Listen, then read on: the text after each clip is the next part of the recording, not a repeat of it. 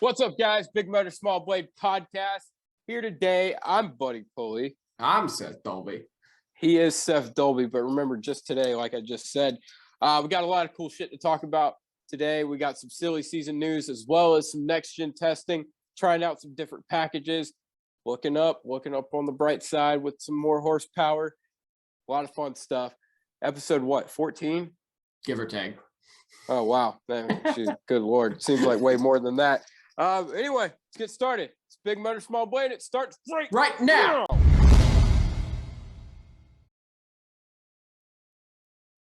All right, so let's jump right into it. Just real briefly, we got a couple silly season things to catch up on. Front row racing. Now it's Todd Gilliland will be in the 38 car. Kind of a lateral move, I'd say, over Anthony Alfredo. Todd Gilliland's had a little bit more success in the lower series than Alfredo did, but still think it's kind of a lateral move. Don't look for much to change. It'll form it to the 38 car. Zane Smith is going to move to that truck, moving over from GMS to the Front Row Motorsports truck. Honestly, I feel like it's a bit of a downgrade, but we'll wait and see what happens there. Landon Castle going to the Colleague number 10, replacing Jeb Burton. Jeff Burton still yet to see what he's going to be doing in the Xfinity series.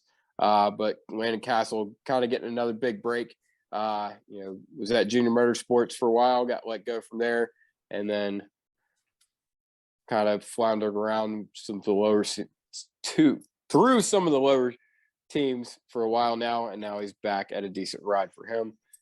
But probably the biggest news of all, Colleague Racing's Cup program. They announced today Justin Haley's going to be driving the 31 number. Announcement, not as big as their superstar lineup of Xfinity drivers in their Cup car. We got the 16 car, 14 races for Noah Gragson, as well as 12 races for Daniel Hemrick and 12 races for AJ Allmendinger. To be determined who's going to run the Daytona 500. It will not be Gragson. Gragson will be in the 62 Beard Motorsports car. So there's that. Seth, what do you got to say about that? I expect some decent things from Colleague. That's a pretty good driver lineup. We saw what AJ could do in the car last year. Hemrick's obviously hopefully gotten the monkey completely off his back. He's never going to lose a race again. Probably not, yeah. Or that's the only race he's ever going to win. We're not sure yet. Yeah. TBD to on be that determined. one. Yeah. But I think it could be a very interesting year for Colleague, especially with the complete reset. So I'm interested to see what they do. Yeah, I think it's you have an interesting dynamic. You have a guy in Allmendinger who's obviously a veteran, who honestly I feel like could put that car in victory lane. At least on a road course, if not somewhere else, given the right, given a good car and the right strategy. You got Daniel Hemrick, who's been around the sport long enough, but had that one shot at Cup, kind of didn't really go his way there with RCR. I feel like this is his best opportunity he's had in Cup to perform. And then also Noah Gragson, of course, kind of getting his first shot at Cup. You saw him make an attempt at the Daytona 500 last year, missed the race. And now he's getting a shot in 14 races at Colleague Racing. I feel like it's a good opportunity. I feel like it's bringing up something that we might not have been able to talk about in the past is owners championship playoffs. Because it could. Yeah. It would certainly require a victory to even of course think about. Championship would require several, but just to even get there would require at least one. But you got to think too, I think this could help. I think the guy that this could help more would be Justin Haley. Because that car itself, switching between three drivers is probably going to hinder it a little bit, compared to just running one guy. But you get Allmendinger in at his strong tracks, you get Daniel Hemrick in at his strong tracks, Gragson, whatever. Just getting his feet wet, yeah. Getting his feet wet. And that'll help a lot with development with next gen and this, that, and the other. And this is all going to translate to Justin Haley's team. For sure. So I think part of this is got to be for him and for Colleague to get their feet under them, for sure. I think it's a good move. Yeah, I feel like as far as the playoff thing goes, obviously they're going to have to win a race. They're not going to be championship contenders. It's just kind of a cool little nugget to think, okay, now we got to look at someone making the driver playoffs, missing the regular season, should they get a win, which I think they very well could. We saw Allmendinger come close to a couple tracks. And who knows what's going to happen with next gen. You bring up a good point with Justin Haley as far as helping him with a bunch of different drivers. I think more or less he's going to get that feedback from probably an Allmendinger, maybe a Hemrick. But I also feel like this could create an opportunity. You got to think eventually that second Colleague car is going to become a full-time driver in 2022 or 2023, 2024. Do you think there's a bit of competition, Noah Gragson versus Daniel Hemrick to who's going to get that seat at Colleague? To an extent, for sure. We've obviously seen what both of those guys, not their full potential, obviously. Well, we haven't seen Gregson in a Cup car. Yeah. We haven't seen Gregson in a Cup car, and he's been inconsistent in an Xfinity car. But when he has been on, he's been very good. Yeah. So yeah, I think he is probably, if that car is to go full time with just one driver in a couple of years' time, or even hell, just a year's time, I think Noah's probably got the best shot at it. It would take a lot, I think, from Daniel, just because he's a little older and he's done it. He's been in the Cup Series for a season before. It was RCR, but still, I mean, we've seen what Tyler Reddick can do. Nothing against Daniel Hemrick, but Tyler Reddick was an upgrade for RCR. And I don't know. I think also you got to think Martin Truex Jr. could be out in the next couple of years. That'll open up Bass Pro Shops, which helps Noah Gragson. So a lot of that is kind of, a lot of who playing ends up in that hands, exactly. A lot of who ends up in that car is money, maybe less than it used to be now. With it should be lower costs of running a team. And I feel like Colleague hasn't been that team that has focused as much on money. Like, you look at a lot of their drivers, it hasn't been who brings some money to the table. It's been, well, I say that, and Landon Castle brought a sponsorship, and that's how I got the ride. But But Landon's been a solid driver for years. Not a top that definitely helped, tier driver, but Landon has been a solid driver for a long time. Same thing with Allmendinger. That's how he ended up in that spot. He's been a solid driver for a long time. Maybe didn't quite get all the breaks. Blew a couple opportunities maybe, but Landon's a little similar to AJ. AJ is probably more talented for sure, but it's the same thing. I'm trying to be nice to Landon. I have no issue with Landon Castle. I'm just saying, like, they're kind of similar in that way. But AJ is definitely the better driver, especially when we're there. But for whatever reason, AJ Allmendinger just knows how to set it up when we're there. 3 straight Robles in Indy, all when we're there. But moving on to the next gen test. Today they tested from 8 a.m. to 4 p.m. They're going to do it again on Friday as well. We're filming this today on Wednesday. Going to run it again on Friday. Start in the morning, buddy. It's 3:00 in the morning. Well, Wednesday night. The wee hours of Thursday. Lost my train of thought. 550 package. They started off today. The 550 package. Running the package that we've seen them test the most probably out of anything. Then later on in the session, they switched to the 670 package. And this is something that they tested it before at the last Charlotte test, right? 670. Yes, but only like a couple guys.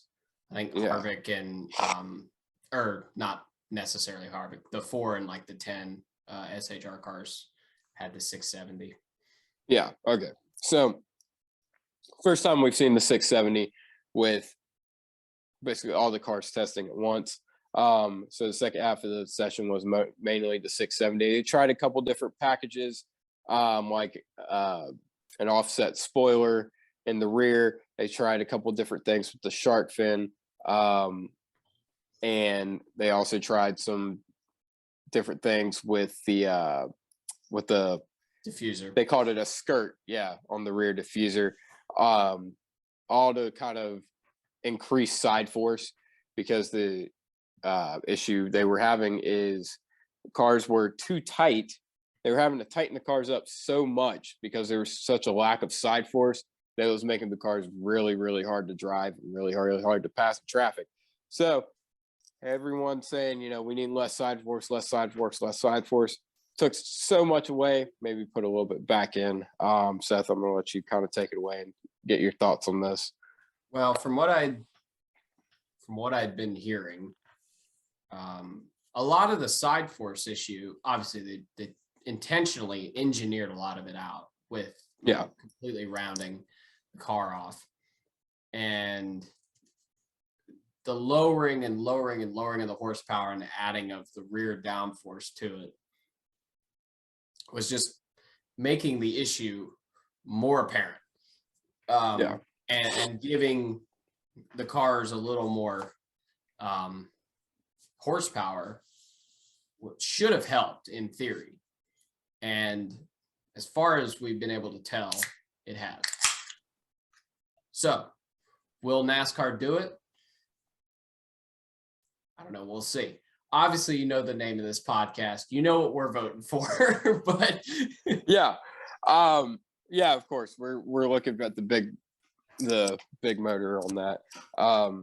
Now, as far as going back to the side force thing, it was so much of Harvick made a good point on the Dale Jr. download. Everything you do to this car is in the rear. So you have to tighten everything up so much that it makes it impossible to drive in traffic. Kind of an issue we saw with so it kind of almost canceled out what the rear diffuser did. Yeah. Rear diffuser trying to clean up, dirty air, whatnot. But everything being so much reliant on rear of the car and making adjustments there, you really couldn't, we see the cars in practice, Stenhouse spun today. We've seen in other sessions, guys just spinning out just because they're trying to make it run good in traffic, but they're paying the price by making the car too loose and they're having to tighten it up too much, right? So this was just an effort to make it to where they don't have to tighten the cars as much. They can have a little bit more drivability in traffic, and thus we saw the results. Cars were making passes. I noticed Chastain in particular, they set up several test races where they had the guys, come down like they were on a restart, did this several times. One time in particular, I noticed Chastain go from all the way to the second to last row. He ended up about second or third in the little, I don't know, they seem like 5-10 laps maybe. These little, give or take, yeah. Yeah.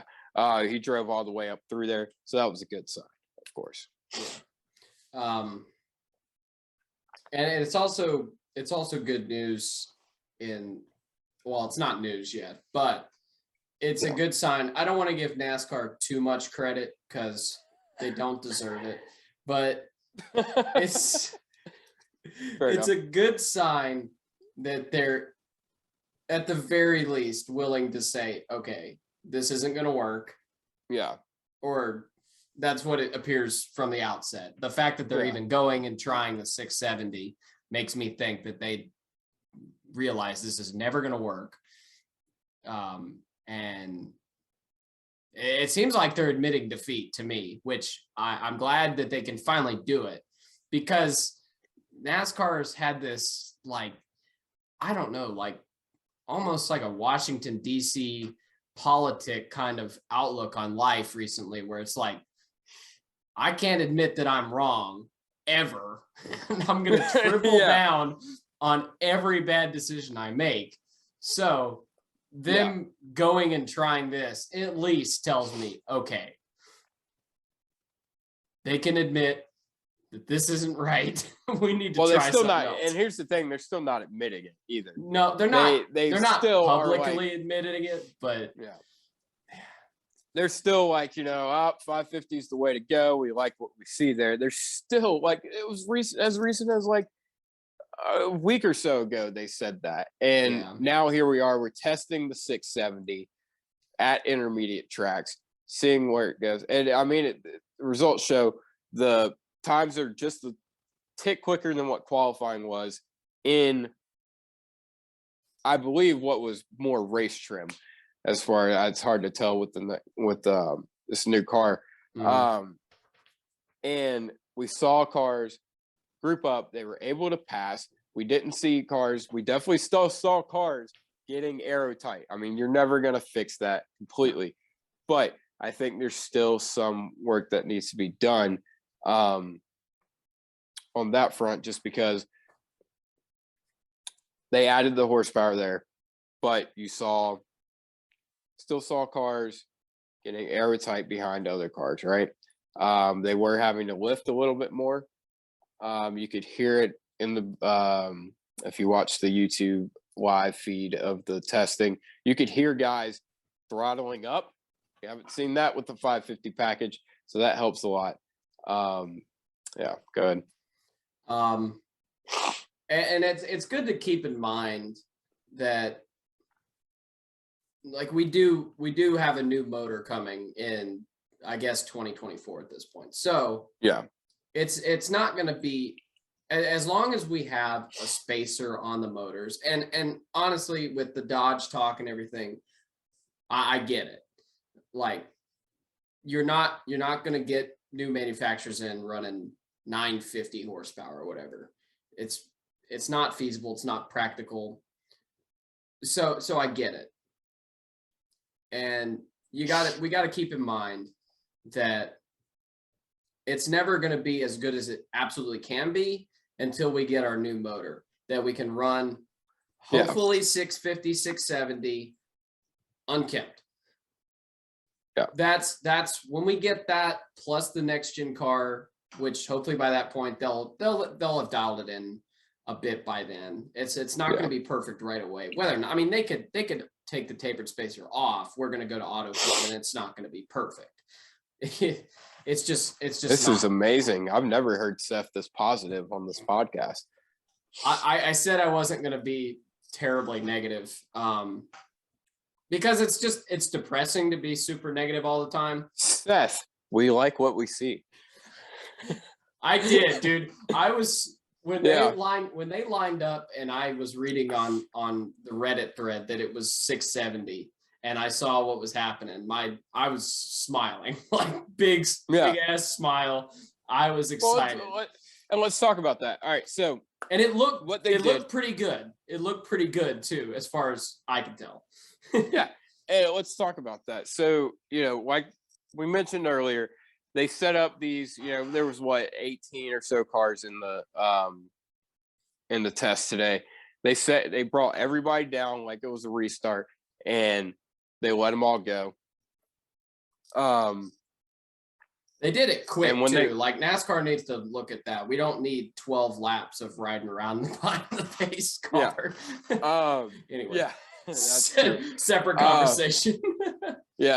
So they let them go, and we saw guys running close together. Guys were able to pass. We saw, I believe it was Drew Herring in the 19. He took him 3 wide at one point around the top, and it was not perfect, but it was a lot better than the 550 package and what we had there. Guys were able to make moves in traffic. Aero wasn't as.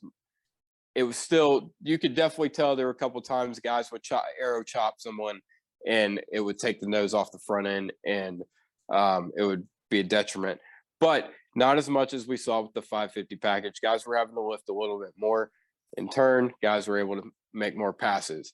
One thing I noticed was on the drop of the green flag, the leader is gone. He's in the next zip code. And then, the guys behind them, they're racing. Once they get kind of settled out, single file there for a little bit, then they're able to run down the guy in front. But I noticed, like, the leader, he's gone.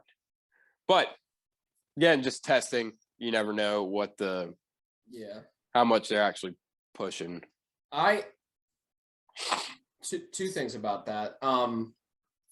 Obviously, like you said, it's just testing. I feel like the first lap or two in those little runs, they were probably taking it easy. They don't want to junk these cars unless, if they absolutely can avoid it, they do not want to junk these cars. And two, based off the last 3 years, if the leader does have that kind of a jump on the restart, I'm honestly okay with it. because a large majority of the time, the leader will have had a pretty sizable gap coming into a yellow, and then it gets taken away. So I don't really have a problem if the leader has a pretty big advantage on a restart. That's just me. But so yeah, there's that. Yeah. All right. So overall, thought it was a good job. Most of the drivers said they liked the 670 package with the centered spoiler. They didn't necessarily like the offset spoiler. You can look at pictures. Seth will put those in there. We'll put Seth to work and get them on some editing. We'll put in that video or a picture of the offset spoiler compared to the center spoiler.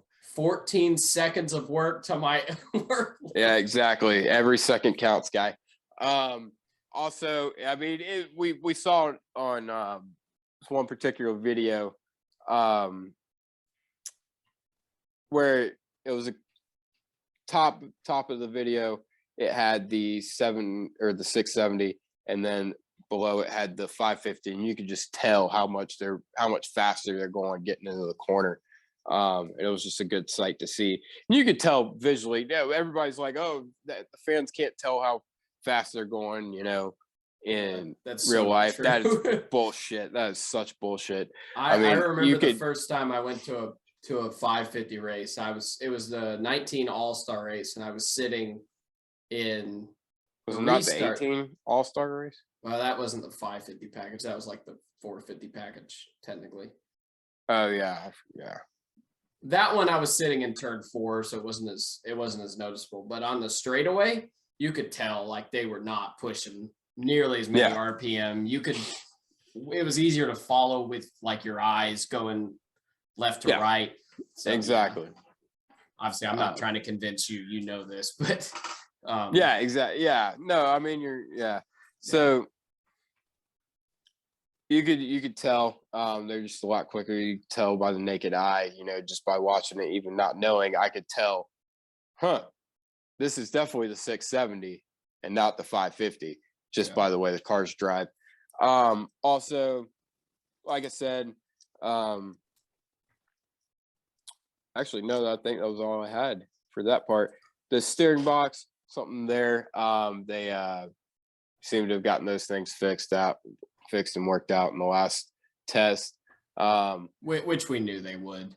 It was too not simple, but it was too fundamental of a thing for them not to have gotten that fixed at some point. Yeah. They put this ridiculous shark fin on the car. Like absolutely ridiculous. Like this thing looked like it was 9 feet tall. It was not. It was like it had to have been at least like 7 or 8. It was 4. Well, it was the same, unless that was the picture from the 550 test, because it looked to me like it was the same size as the spoiler, and the spoiler's 4 on the 670. 4 inches? Pretty sure. No, I got it written up. Spoiler on the 670, 6 inches, and then 7 inches on the 550. Oh, it's 6. Where did I see? Never mind. Okay, I don't know where the hell you saw 4 inches, my guy. NASCAR. If you're dreaming about that small blade, bro. If you need more than 4, you can finish it. Yeah, you can finish that statement. If you need more than 4, you could fit. You can, I feel like You know the there's thing. I feel like there's an innuendo there with my ex-wife. If you need more than 4, you can. Anyway, all right. Some of the fastest guys in testing today. Ryan Blaney was the top of the board. 99 of Chastain was second. Kurt Busch third. Bowman in the 9 car was fourth. Reddick was fifth in the 8, and that was before he wrecked the car. Which he did. He wrecked it, hit the barrels, put a bunch of sand everywhere, and Charlotte's got a beach now. I think it's cut. Well, they already had a beach. It's near where we bought that shitty Michael Waltrip beer. Forgot about that. Maybe that's where they got the sand. Someone else hit the fucking attenuator. Hang on, real quick. They got more sand for the damn turn 1 little beach. What is the deck deal thing with they that? got in there? Why is that there? I don't know. So Charlotte, so me and Seth, we were dicking around. I don't know what the hell we were doing. What were we doing? We were going to get the shitty Michael Waltrip beer. Oh, that is what we were doing. So we're at the Roval. We're at the Roval. We're sitting there front row, or not front row. Sitting there by the start finish. Yeah, front row start finish. We see them on the big screen advertising Michael Waltrip's beer, and we're product whores, so we had to get up, walk down to turn 1 where they had this little like tiki like beach bar Margaritaville bullshit setup. Yeah. Going down into Oval 1, not NASCAR 1, Oval 1. It was between NASCAR 1 and NASCAR 1. That's a good way to put it, actually. Yeah, and for one, why is there like a beach little thing set up? Whatever. Okay, Yeah, but I couldn't Michael figure it Waltrip. out for the life of Let's me. talk about your beer real quick, Michael. We'll get back to next gen testing in a minute, but let's talk about your beer, Michael. I didn't mean to start It's this really conversation, but It's really I'm bad. so down. It is really bad, Mikey. It's really bad. Which one did you get? I don't remember. I don't remember. But it was like a white can with like light blue. It was bad. It was really bad. Yeah, like Michael, it's like bad. It's like you on not a plate track bad. That's like how bad it is. That's a rough review. Yeah. So work on your beer there, Mikey. Yeah, no, I flaked. I got a Bold Rock apple. I said, forget this mess. Yeah. Yeah. So shout out to our boys at Bold Rock. They gave us the need free a sponsorship samples at Bristol. Yeah. What's up, Bold Rock? Don't mind all the Bush stuff behind me. Yeah, no. And this Miller Lite I'm drinking. I'm sorry, it's a Shark Racing beer. Yeah, exactly. Shark Racing. It's a Bold Rock. What are you talking about? Anyway. Definitely Bold Rock. I don't drink anything. Thank you for coming to our TED Talk. Yeah. So, Mikey, if you're watching for some reason and want to come defend your beer on our podcast, we're down. Yeah. We'll talk about that and how you. I don't know what you're gonna say, but don't. Okay. I won't say what I was gonna say. Okay. For what it's worth, I know what you're about to say. Don't. Yeah. We're having fun today, everybody. We are, yeah. Ricky Stenhouse spun out, and the sky is blue, and we're gonna pay taxes tomorrow. Yeah, I don't know what else. You might. I'm evading taxes tomorrow. It was a 4-inch bigger shark fin. That's where you got the 4 from. Oh, okay. That's what it was. All right. Got to get that side force, I guess. Yeah. Overall, we're liking what we're seeing from this. We're liking a smaller blade and a bigger motor. I wonder why. Shocker, right? Shocker. Whoa.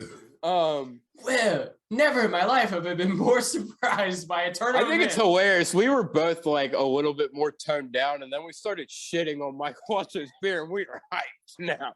Well, I mean, I feel like we've been in a pretty good mood this whole time. We got to see some bigger motor, smaller blade stuff, and we've just been in a better mood ever since. Yeah, exactly. It is go figure, eh? Yeah. It is 3 in the morning, yes. Yeah. Overall, I mean, we're liking what we're seeing. obviously, I'm still not going to get my hopes up that they're actually going to go with the 670, even though it seems like that's what they're leaning towards. We'll have to look at Friday's test session. And that's the thing. Every single test session, something gets learned, and we progress, and we learn something new, and we get closer and closer to seeing what this is going to actually look like on the racetrack in race conditions. But hopefully they'll go with the 670, but I'm still hesitant to get excited or even be pessimistic about what the racing is going to be like until we actually see it at a real racetrack. Well, hold on. See it at a intermediate track. I was going to say real racetrack. Yeah, like you're Auto starting to Club, sound and not starting to sound like me. so you sound like Ty Gibbs. Yeah, and Kyle Busch. Yeah. So this is the first oval. This is the first next gen test on an oval of any kind, pre actual model, manufacturer models and post that I've been not down about. Because all the other ones before, the only thing we were seeing was full throttle, slow, did not like nothing inspiring whatsoever. This is the first time I've come out of it like, okay, this is going in the direction I was hoping for. You know what it is? We started this podcast, right? And look, the motors are getting bigger and the blades are getting smaller.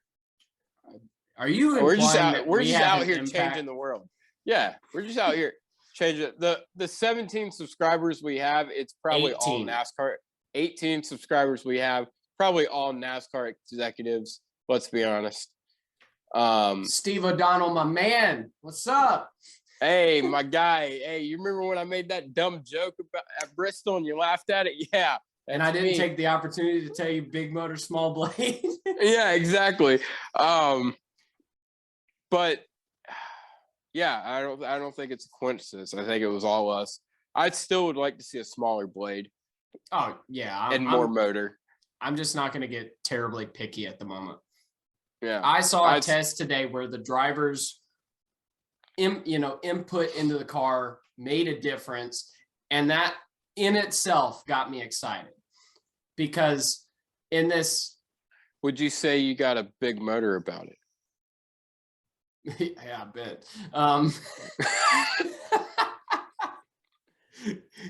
Swing. Wait, have you seen Wayne's World? No. Okay, never mind. You need to, but we'll make that joke when you've actually seen it. Anyway, in NASCAR's attempt to make the racing better, they forgot that part of the fun of watching drivers drive cars on a track is that I shouldn't be able to, when I'm watching a race on TV, my TV's over here, that's why I'm pointing.